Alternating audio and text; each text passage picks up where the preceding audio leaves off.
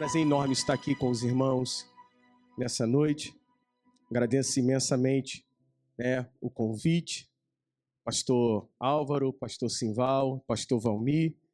E eu gostaria que você abrisse a sua Bíblia no livro do profeta Joel, no capítulo de número 2. Livro do profeta Joel, capítulo 2, versículo 25, vai dizer: restituirei os anos que foram consumidos pelos gafanhotos, o migrador, o devorador e o destruidor, o meu grande exército que enviei contra vocês. Vocês terão comida em abundância e ficarão satisfeitos, e louvarão o nome do Senhor seu Deus, que fez maravilhas em favor de vocês. E nunca mais o meu povo será envergonhado. Vocês saberão que eu estou no meio de Israel, e que eu sou o Senhor, o Deus de vocês, e que não há outro. E nunca mais o meu povo será envergonhado. E acontecerá depois disso, que derramarei o meu Espírito sobre toda a humanidade. Os filhos e as filhas de vocês profetizarão, os seus velhos sonharão, os seus jovens terão visões, até sobre os servos e sobre as servas derramarei o meu Espírito naqueles dias. Mostrarei prodígios no céu e na terra, sangue, fogo e colunas de fumaça. O sol se transformará em trevas e a lua em sangue, antes que venha o grande e terrível dia do Senhor. E acontecerá que todo aquele que invocar o nome do Senhor será salvo. Vamos ler novamente esse início do 32.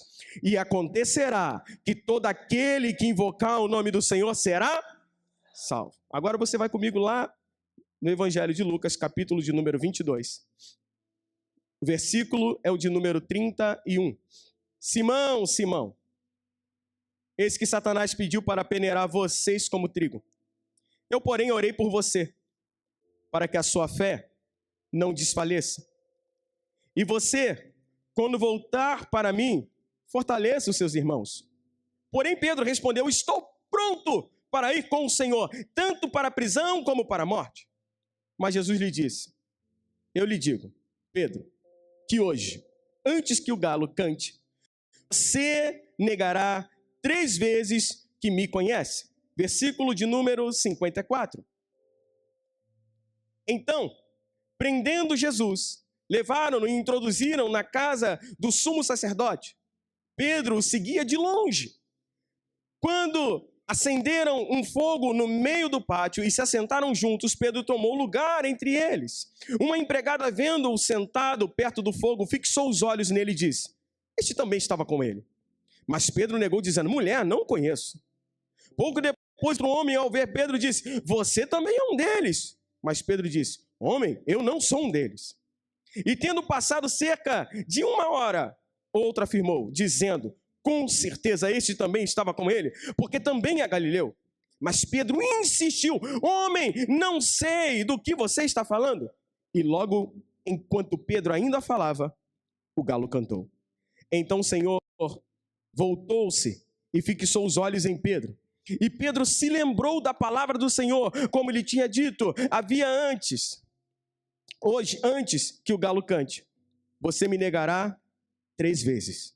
E Pedro, saindo dali, chorou amargamente. Senhor Jesus, essa é a tua palavra. Que o Senhor venha ministrar aos nossos corações nessa noite. O livro do profeta Joel é marcado por uma grave crise em Judá, caracterizada por uma devastadora praga de gafanhotos e, subsequentemente, seca. E essa calamidade, interpretada no livro do profeta Joel como um julgamento divino, levou a clamar por arrependimento e retorno a Deus por parte do povo. O livro, então, profetiza sobre o dia do Senhor, um tempo de julgamento, mas também de restauração e derramamento do Espírito Santo, especialmente nos últimos dias. Aquele povo deixou a palavra de Deus de lado. Deixou a adoração um pouco de lado. Porque agora nós sabemos plantar, nós sabemos como é que faz o processo, não precisamos tanto assim de Deus. E quantas vezes a gente faz isso, né? Enquanto está passando perrengue, enquanto está passando por aflição, e faz campanha, e dobra o joelho, e vai lá. Não, pastor, não tem culto na segunda. Pastor, vamos fazer um culto de segunda a segunda aqui na igreja. Mas depois que recebe a bênção, o culto de oração não está mais. No culto da palavra, não tem mais. No ensinamento na escola bíblica, não está mais. Não, porque eu já sei como é que funciona. Sabe o que vai acontecendo? Vai havendo um esfriamento espiritual. Pragas foram enviadas. Aquele povo percebeu que estava ruim o negócio. Deus levanta um profeta chamado Joel, e aquele homem começa a ministrar sobre aquele povo.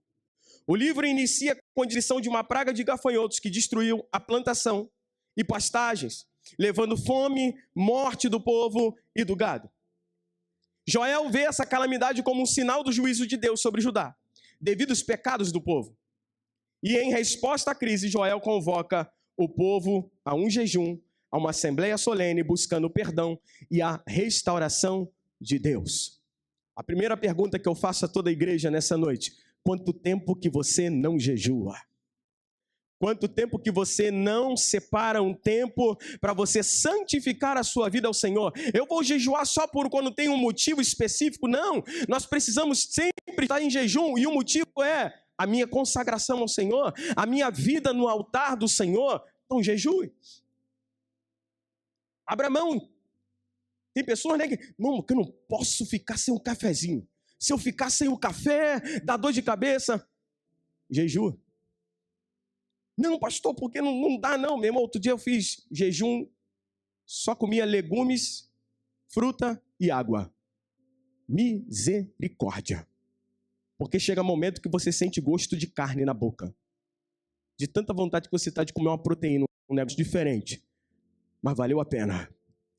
Porque o propósito foi cumprido. E Deus honrou. Meu irmão, Deus honra. Jejue.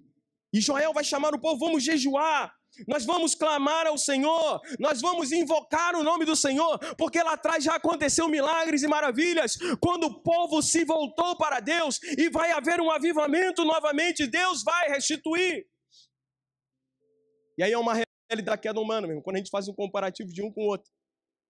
Pedro nega Jesus 3 vezes. Judá sofreu devastação por causa do pecado e da desobediência. Tanto Pedro como o povo de Israel representa a todos nós que em algum momento falhamos ou nos afastamos do Senhor. Momentos em que a gente acha que não vai dar não. Eu tenho fé, mas é melhor, né? É porque tem que ser realista com algumas coisas, meu irmão. Mas o crente, ele é meio doido aos olhos humanos. Mas, irmão, tá vendo que não vai dar? Mas eu tenho um Deus que ele faz o impossível.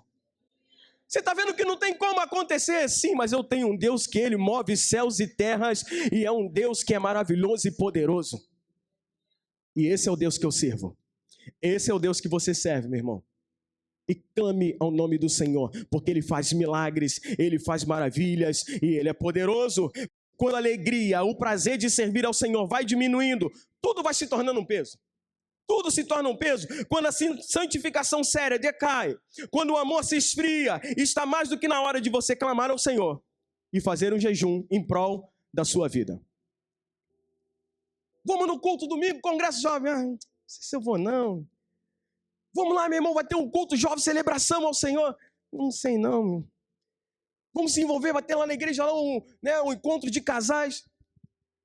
Quando tudo se torna um peso, é porque você está precisando voltar e buscar ao Senhor.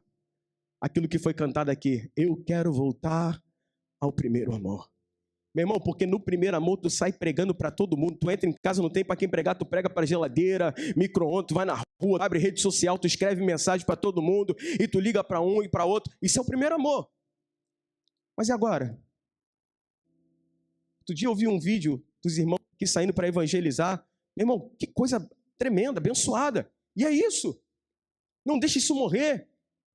Continua pregando, levando a mensagem do Senhor e pregando aos quatro cantos de queimados, dizendo que só o Senhor Jesus Cristo cura, salva, liberta e santifica, e Ele é poderoso para fazer. E eu tenho a plena certeza de que vidas se achegarão a Cristo através de cada um de vocês. Se achegarão ao Senhor Jesus Cristo. E há um chamado de Joel aquele povo ao arrependimento, no capítulo 2 de Joel, o versículo 12. Ainda assim, agora mesmo, diz o Senhor, convertam-se a mim de todo o coração, com jejuns, com choro e com pranto. Rasguem o coração e não as suas roupas. Convertam-se ao Senhor seu Deus, pois Ele é bondoso e compassivo, tardio em irar-se e grande em misericórdia, e muda de ideia quanto ao mal que havia anunciado. Ei, povo, vamos orar, vamos jejuar. Vamos orar. Vamos ficar só rasgando veste, não, porque tinha esse costume na época, né? Alguma coisa acontecia, ia lá, rasgava veste. Só como um rito qualquer. E vamos rasgar veste. Não. Vamos rasgar o nosso coração diante do Senhor. Vamos falar para Ele onde nós erramos. Vamos falar para o Senhor onde nós temos errado. Eu vou rasgar o meu coração diante de Deus. Senhor, eu tenho errado, porque eu tenho feito tal e tal coisa. Senhor, eu tenho errado porque tenho feito assim e assim. É isso aí, você está rasgando o coração diante do Senhor. Não rasgue só veste. Rasgue o coração diante dEle. E um coração, meu irmão, quebrantado diante dEle. Um coração arrependido diante dEle. Ele transforma o homem. Ele transforma a vida da mulher. E aí, voltando lá para Lucas 22, quando a gente vai falar de Pedro, a Bíblia apresenta em Lucas 22 algumas quedas de Pedro. Quando a gente vai lendo o versículo de 31 até o 34, a gente vê Pedro numa autoconfiança, né? Que é isso, Senhor? Eu estou contigo. Quantas pessoas talvez já bateram no ombro dos pastores? Pastor, eu estou contigo. E quando chega na hora, cadê? Não, pastor, vou lá, qualquer coisa, o que pegou para tu, pega para mim também. Talvez quantas vezes você já ouviu isso? E quando você precisou, cadê a pessoa? Cheio de autoconfiança, Pedrão, né? Não, vamos lá, e glória a Deus, vamos dando glória e vamos seguindo em frente, aleluia, cheio de si. Quando você pega e lê o capítulo 22, do versículo 39 até o 46, você vai ver que Pedro não ora. Jesus no Getsemane, olha para os discípulos, vocês não puderam nem vigiar uma hora comigo? Eu estou aqui em oração, estou aqui em sofrimento, vocês não vão orar comigo, não? Pedro agiu por conta própria. Quando chegam para pegar Jesus, para levá-lo preso, ele já saca logo a espada, já corta a orelha já do servo. E não é assim não, Pedrão. Não é assim que funciona, não. Mais uma queda. Seguiu Jesus de longe. Capítulo 22, versículo 54. Fala que seguia Jesus de longe. Tem pessoa que fica assim, não, porque eu vou lá na igreja. E aí, meu irmão, você está indo na igreja? Não, eu estou indo. Mas não é só ir. É ser de verdade. É ser cristão de verdade. Em toda e qualquer situação. Em muitos lugares hoje está assim, né? Não, porque conversa com a pessoa, não, porque eu sou crente. Não, eu estou indo na igreja. E aí tu começa a conversar com a pessoa e tu, mas está faltando alguma coisa. Está faltando algo ali dentro. Fica acompanhando Jesus de longe. E Jesus está chamando. Jesus está convocando. A irmã falava aqui, né? Quem quiser fazer parte desse coral lindo, os jovens, meu irmão, se envolva. Pastor, mas eu não sei cantar, não. A minha voz não é tão maneira, não. Daqui até o céu, meu irmão, tem vários aparelhados que chegam lá na sala do trono com aroma suave. Então abre a tua boca e vai cantar para o Senhor Jesus Cristo. Se envolver nas coisas do Senhor, trabalhar para o Senhor. Jovens, eu vos escolhi porque sois fortes e tendes vencido o maligno. Você é forte no Senhor Jesus Cristo. Se tem um jovem aí perto de você, só o jovem, sacode ele e fala assim, tu é forte. Tu é forte, hein? É, porque tem uma nutelagem hoje em dia de jovem. Vamos fazer tal coisa? Não sei se vai dar certo. E aí, meu irmão, o que você vai fazer? Está terminando o ensino médio, como é que vai ser? Se passa todo. Eu não sei como é que é, não. É que eu vou ver ainda. Vambora, tu é forte no Senhor. Eu não sei ainda não, mas eu estou trabalhando para o Senhor Jesus Cristo. Eu vou trabalhar para o Senhor.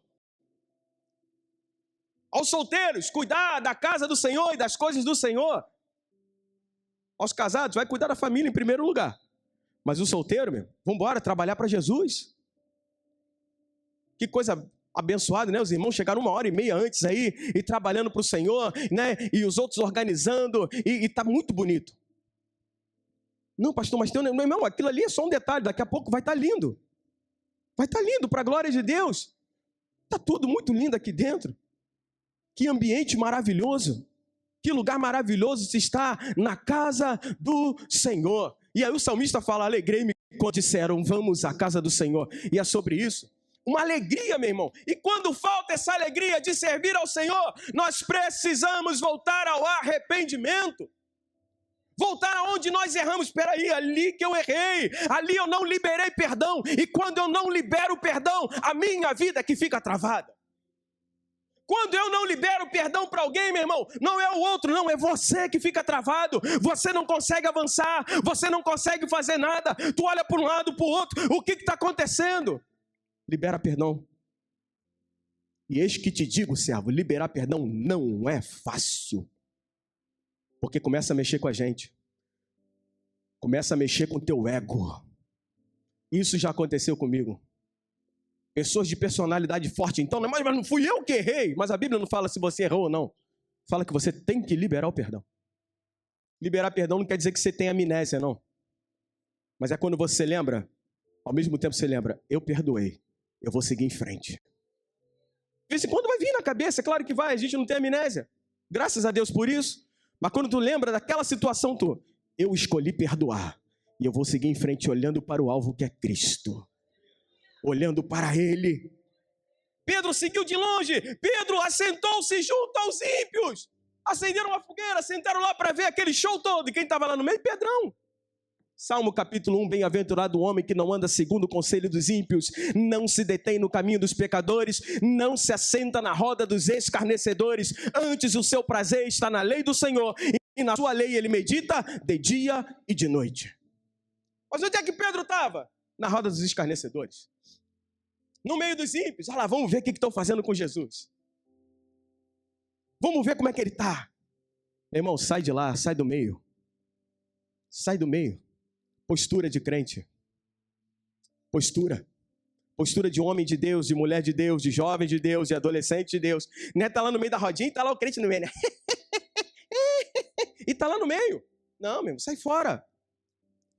Sabe por quê? Porque quando o negócio aperta, eles sabem a quem recorrer. Quando o negócio fica tenso, chega perto de você, você pode orar por mim? Eu lembro que uma vez você falou que Jesus transforma, e eu estou precisando de conversar. Você pode me ajudar? Repara que só procuram quem tem postura. De homem de Deus e de mulher de Deus. Você pode me ajudar? Ou então te dá o papelzinho, né? Coloca lá que eu fiquei sabendo que os pastores vão na montanha, vão orar. Me dá aqui, me dá, vamos lá. Eu levo o papel, eu vou orar e eu creio que Deus vai transformar. Eu creio que Deus vai fazer. Aleluias. Pedro chorou amargamente após negar a Cristo. A experiência de Pedro com Deus não era suficientemente profunda. Sua experiência com Deus resumia assim: faça isso, deixa de fazer isso, deixa de fazer aquilo. Era uma base religiosa, a base dele era o judaísmo. Pedro até teve uma experiência muito linda, porém não foi suficiente para criar raízes profundas. Por isso que eu digo que avivamento não é só sair no mistério e rodar no poder. Vai muito além disso. Meu irmão, o milagre que Pedro viveu, no meio do barco, lá no meio do mar, e o vento jogando para um lado e para o outro, e aí agora nós vamos morrer aqui, Jesus não está com a gente. Daqui a pouco vem ele, né? Agora é um fantasma que está vindo. Ei, irmãos, calma, sou eu, Jesus. Pedrão, Senhor, é tu mesmo? Se é tu mesmo, faça com que eu vá aí. E Jesus fala para ele, come here, vem. Sabe o que o Pedro faz? Desceu do barco e já meteu o pezão. Quando ele mete o pezão, meu irmão, ele sentiu, tá firme. Vambora. E eu estou olhando para Jesus e estou vivendo milagre. Eu estou olhando para Jesus e eu estou vivendo o sobrenatural. Eu estou olhando para Jesus, eu estou vivendo aquilo que ninguém imaginava que eu poderia viver, enquanto eu estou olhando para Jesus. Mas chegou um momento que Pedro, meu Deus, o vento! E aí começou a afundar. E Jesus fala para ele assim, homem de pequena fé, Porque você duvidou? Não duvida. Não duvida daquilo que Deus pode fazer. Não duvida daquilo que Deus pode fazer. Palavras que foram liberadas sobre a tua vida anos atrás, pregações que foram liberadas, profecias que foram liberadas, que Deus revelou a alguém dizendo que se você seria um grande pregador, uma grande pregadora, que Deus ia te usar tremendamente, e hoje talvez você fica aí se coçando, eu acho que aquilo não era para mim não. Ei, não duvide do poder de Deus. Homem de pequena fé, por que você duvidou? Senhor, afundando já, salva-me. Jesus foi lá e estendeu a mão. Levanta, Pedrão. Sabe o que é o mais interessante nessa história? É que depois Jesus volta para dentro do barco com Pedrão. Viveu o milagre na ida. Bora, Pedrão, agora você está comigo de novo. Dá a mão aqui. Aprendeu como é que é? Vambora que tu não vai nadando não, porque eu não quero nadar. Tu vai junto comigo, vamos andando. Vamos voltar para o barco, Pedrão. Duvida mais não, Pedro. Vamos embora, volta para o barco. Vamos viver milagre novamente. Aqui, Pedrão, ó, vento, cessa. Mar, se acalme. O que aconteceu? Parou. Pegou a visão? Entendeu? Quando está tudo, né? Um vendaval para um lado e para o outro, e você não sabe o que fazer, e a família, e um disse-me-disse, é porque eu moro lá naquele quintal, pastor, e eu não estou aguentando mais. Manda o vento se acalmar e o mar fica quieto. Começa a dar ordem em nome do Senhor Jesus Cristo. Vai ter paz aqui nesse quintal. Em nome do Senhor Jesus Cristo, vai ter paz aqui nessa casa. Em nome do Senhor Jesus Cristo, Satanás não vai fazer bagunça dentro da minha casa, na minha família. Ei, na minha casa não, na minha parentela não. Teu pai e a tua mãe não são crentes, fala para Deus, Senhor, salva a minha casa. Satanás não vai levar, a minha família não vai povoar o inferno, ela vai povoar o reino dos céus. Para a glória de Deus, Pai. Aleluia. E aí, meu irmão, é preciso momentos que a gente seja revestido de autoridade do Senhor. Entrar dentro de casa e orar. Clamar ao Senhor. Eu vim de um berço evangélico de uma família altamente pentecostal. Então a oração era daquela, Senhor, passa a vassoura de fogo aqui dentro. Meu Deus, como é que passava a vassoura de fogo? Meu irmão, não sei. Sei que a gente orava e acreditava, confiava, o negócio funcionava. E é sobre isso. E Deus faz. Porque Deus tem cada método de resolver. Meu irmão, o cego lá na frente de Jesus. E sabe como é que Jesus curou? Deu-lhe uma cusparada no chão. Fez lama. E passou nos olhos do cego. Vai lá e se lava no tanque de Siloé. Ah, pá, mas isso deu um problema depois. Como assim? Você foi curado? Que negócio é esse? O que foi curado teve problema em casa, teve problema no meio religioso, teve problema na rua, querendo saber como que foi, como assim, quem te curou? Foi ele. E qual foi o método que ele usou? O mais improvável possível para a época. É assim que ele faz. E tem hora que Deus manda a gente fazer umas coisas que tu fala assim, Senhor, aí não. Eu vou passar vergonha. Aí não, Jesus. Não, Senhor, melhor deixar isso quieto.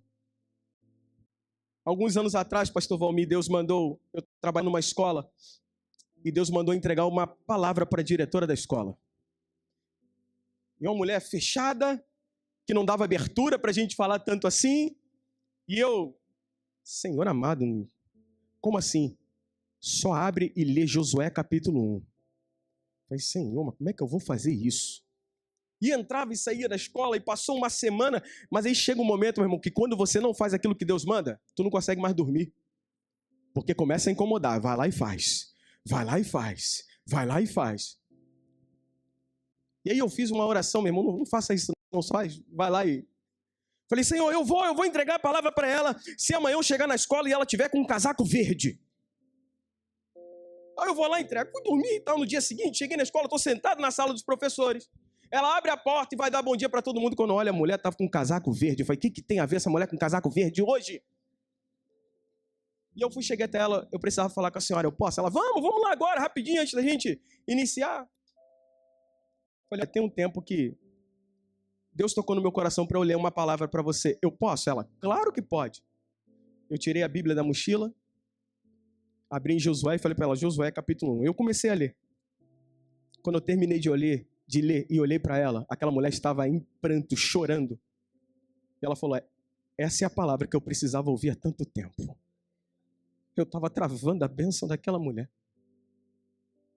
Hoje, para a glória de Deus, aquela mulher serve ao Senhor Jesus Cristo. O esposo dela está na igreja juntamente com ela, servindo ao Senhor. Uma família abençoada, meu irmão. Simplesmente porque eu me coloquei à disposição do Espírito Santo de Deus. Deus quer usar cada um de vocês tremendamente, poderosamente. A experiência que Pedro teve, meu irmão, uma experiência tremenda. Andar sobre as águas, mas não foi o suficiente para manter a base sólida. Porque sabe o que te mantém base sólida no dia da aflição? Palavra. Experiências com Deus são tremendas, maravilhosas, vigílias, montes de oração. Meu irmão, já vivi cada experiência com Deus, cada coisa, meu irmão, espetacular. De tu ficar olhando assim, Jesus, o que é isso? Até ouro em pó na mão das pessoas eu já vi Deus fazendo. Mas isso não é o suficiente para manter a sua base. Porque o que te mantém de pé está aqui, ó, é palavra de Deus, palavra do Senhor. Então, meu irmão, medita nela de dia e de noite. E você será como árvore plantada junto a ribeiro de águas. Aleluia. Confiava na sua suficiência. Pedrão confiava mais nele do que em Deus. Achou, como muitos de nós fazemos, que podia dar uma forcinha para Deus. Não, vamos lá cortar a orelha dele, vamos embora, Jesus. Não é assim não, Pedro. Não é assim, guarda a espada. Isso aqui tem propósito, tem que se cumprir. Tem que se cumprir, tem que acontecer. Enquanto tentarmos acertar a nossa vida, confiando unicamente em nossa força e potencial, é certo de que iremos fracassar. Confie em primeiro lugar no nome do Senhor Jesus Cristo. E aí depois, meu irmão, mete a cara dentro do livro. Vai estudar, vai se dedicar, vai fazer a graduação após o mestrado, doutorado, PhD. Se Deus te der condições, vai para fora do país para você estudar. Mas não se esqueça de confiar no nome do Senhor Deus. Sempre, sempre, em primeiro lugar, confiar no nome do Senhor Deus. Mesmo convivendo com Jesus, a sua transformação foi parcial. A transformação de Pedro não foi total. Durante 3 anos, Pedro desfrutou da relação íntima com Jesus. Ele comeu, passeou, conversou com Jesus, expulsou demônios, viu milagres, maravilhas. Mas isso não foi o suficiente para no dia da angústia ele permanecer firme e inabalável. Quando o negócio apertou de verdade, eu não conheço ele não. Ei, esse aqui também é um dele, eu não. Papá, tu é Galileu, tu também não. Quando Jesus olha para ele, o galo canta. E aí na hora, né? Vai dizer que ele sai e ele vai chorar amargamente. Ele vai chorar. Parece que o cristianismo de hoje altera algumas parcelas do nosso ser, mas não a totalidade. Cristo, ele quer mudar você por inteiro. Ele não quer você 50%, ele não quer você 70%, ele quer só tudo. É só tudo. Ele quer mudar você por inteiro, a sua mente por inteiro. Deus não descarta, ele restaura. A promessa de restauração, lá em Joel, no capítulo 2, Deus promete restituir tudo que foi perdido. No versículo 25, eu vou restituir os anos que foram consumidos pelo gafanhoto. E apesar da negação, Jesus chama de volta Pedro para o ministério. O Evangelho de João, capítulo 21. O versículo é o de número 15. Depois de terem comido, Jesus perguntou a Simão Pedro: Simão, filho de João, você me ama mais do que esses me amam? Ele respondeu: sim, o Senhor sabe que eu amo. Jesus lhe disse: apacenta os meus cordeiros. Jesus perguntou pela segunda vez: Simão, filho de João, você me ama? Ele respondeu: sim, o Senhor sabe que eu amo. Jesus lhe disse: pastorei as minhas ovelhas.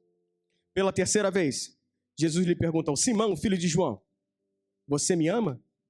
Pedro ficou triste por Jesus ter perguntado pela terceira vez, você me ama? E respondeu: ó Senhor, o Senhor sabe de todas as coisas, sabe que eu amo. Jesus lhe disse: apacenta as minhas ovelhas. Em verdade lhe digo que, quando era mais moço, você cingia e andava por onde queria. Mas quando for velho, estenderá as mãos, e outro cingirá e o levará para onde você não quer ir. Jesus disse isso para significar com que tipo de morte Pedro havia de glorificar a Deus. Depois de falar essas coisas, Jesus acrescentou: siga-me. O fruto do arrependimento faz você seguir ao Senhor Jesus Cristo. Faz você seguir a Ele. E aí tem uma grande diferença entre Pedro e Judas. Os dois fracassaram no discipulado. Ambos traíram a causa de Jesus de Nazaré. Só que Judas demonstrou remorso pelo que fez. E o remorso não foi suficiente. E aí Judas se matou. Pedro arrependeu-se, e o arrependimento foi a oportunidade para um recomeço. O arrependimento é a oportunidade para um recomeço. Porque Deus não descarta. Ele não vai pegar, ele não vai descartar. Ele pega e restaura. Aquele olheiro que está fazendo lá um vaso e daqui a pouco quebrou, espatifou tudo. Eu acho que não dá mais, né? Vai ter que fazer tudo de novo, vai ter que dar outro barro.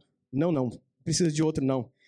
Porque se arrepender, ele pega aqui, ele vem com a água do Espírito, começa a molhar, e aí vai ficando molinho de novo. O Espírito Santo vai derramando a água sobre a igreja, e aí tu vai ficando molinho de novo. Aí ele pega o barro e vai fazendo do jeitinho dele, é aqui ó. E vai aparando, e vai fazendo do jeito dele. E é do jeito dele. Você vai viver do jeito que Deus quer. Não, porque eu me mando e eu faço. Se manda não, filho.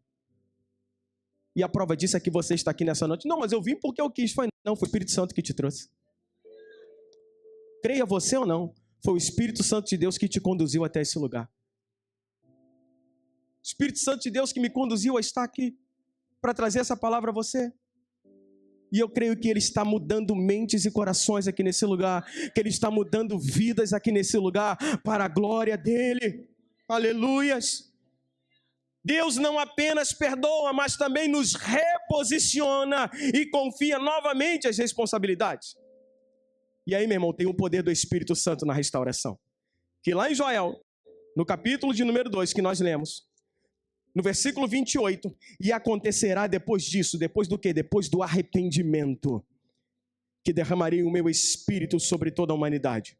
Os filhos e as filhas de vocês profetizarão, os seus velhos sonharão, e os seus jovens terão visões. Até sobre os servos e sobre as servas derramarei o meu Espírito naqueles dias. Mostrarei prodígio no céu e na terra, sangue, fogo e coluna de fumaça. O sol se transformará em trevas e a lua em sangue antes que venha o grande e terrível dia do Senhor. E acontecerá que todo aquele que invocar o nome do Senhor será salvo. Meu irmão, então invoque o nome do Senhor todos os dias.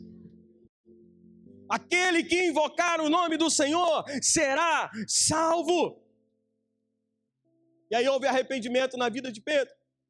Atos dos Apóstolos, capítulo de número 1, vai falar que cerca de 120 estavam ali no mesmo lugar reunidos. E quem estava lá no meio? Pedrão.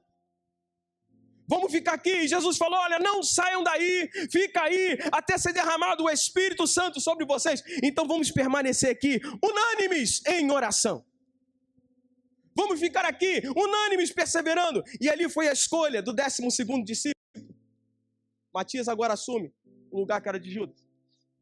E no capítulo 2, de Atos dos Apóstolos, abra comigo aí, por favor. O versículo de número 1. Ao cumprir-se o dia de Pentecostes, estavam todos reunidos no mesmo lugar. De repente veio do céu um som como de um vento impetuoso e encheu toda a casa onde estavam sentados, e apareceram distribuídas entre eles línguas como de fogo, as quais pousaram sobre cada um deles. Todos ficaram cheios do Espírito Santo. Aleluias. E começaram a falar em outras línguas, segundo o Espírito lhes concedia que falasse. Espírito Santo foi derramado sobre aquele lugar. Eles estavam ali unânimes em oração. E eu creio que tem jovens aqui que estão unânimes em oração há um tempo já por esse congresso. Irmãos e irmãs que estão unânimes em oração, clamando ao Senhor por esse congresso. E eu creio que desde sexta-feira que começou, não foi? E Deus tem feito milagres, maravilhas. Deus tem liberado palavras sobre a tua vida. E hoje não está sendo diferente. Ele está derramando a unção e a presença dele nesse lugar. Aqueles irmãos ali receberam a presença do Espírito Santo como um vento impetuoso. E ali eles estavam reunidos, glorificando, exaltando a Deus. E aí no versículo 14. Então Pedro se levantou junto com os 11. E erguendo a voz, dirigiu-se à multidão. Meu irmão, tanta gente para levantar ali, tanto discípulo, mas quem tinha que se levantar? Pedro. É para mostrar que Deus pega e restaura. O Espírito Santo restaura. Ah, pastor, eu já fiz parte do ministério, eu não sei se eu tenho mais força para voltar, não. Eu não sei se eu consigo fazer novamente, não. Eu não sei porque eu fico ali lembrando toda hora. Essa é a função de Satanás, meu irmão. Querendo fazer você lembrar do passado. Olha, eu sei que você fez no verão passado. Só que, meu irmão, quando ele lembrar você, lembra ele do futuro dele. Olha, o teu futuro é no lago de fogo e enxofre. Mas eu vou morar com meu Deus no céu. Eu vou morar com ele no lugar que ele tem preparado para a minha vida. Aleluias. Pedrão se levanta ali e começa a pregar. E no meio da pregação, o que ele cita? Joel capítulo de número 2. E derramarei o meu espírito. E aí ele vai pregando, ele vai falando da palavra do Senhor. Versículo de número 37. Quando ouviram isso, ficaram muito comovidos e perguntaram a Pedro e aos demais apóstolos: que faremos, irmãos? Pedro respondeu: arrependam-se. Sabe por que ele está falando isso? Porque ele viu que funciona. Irmãos, arrependam-se. Porque eu me arrependi e ele transformou a minha vida. E hoje eu estou recebendo a presença do Espírito Santo. Arrependam-se. E cada um de vocês seja batizado em nome de Jesus Cristo para a remissão dos pecados. E vocês receberão o dom do Espírito Santo. Porque a promessa é para vocês, é para os seus filhos e para todos os que ainda estão longe. Isto é, para todos aqueles que o Senhor nosso Deus chamar. Olha quando isso aqui foi falado. Para todos aqueles que estão longe. Chegou até a gente hoje. É para você. É para a tua vida. É para você se levantar novamente como profeta, como profetisa do Senhor, como homem de Deus, como mulher de Deus aqui na terra. Eu vou derramar o meu Espírito. Meu irmão, cerca de 3.000 pessoas se converteram. Olha que maravilha. Um homem que estava ali acabado, em cacos. Negou a Cristo 3 vezes. Mas Jesus foi lá. Vem cá que eu vou fazer uma restauração na tua vida. E isso vai servir de testemunho para no dia 24 de agosto de 2025 uma igreja ouvir sobre essa palavra e muitas pessoas serão restauradas para a glória do meu nome, diz o Senhor dos Exércitos. Aleluias.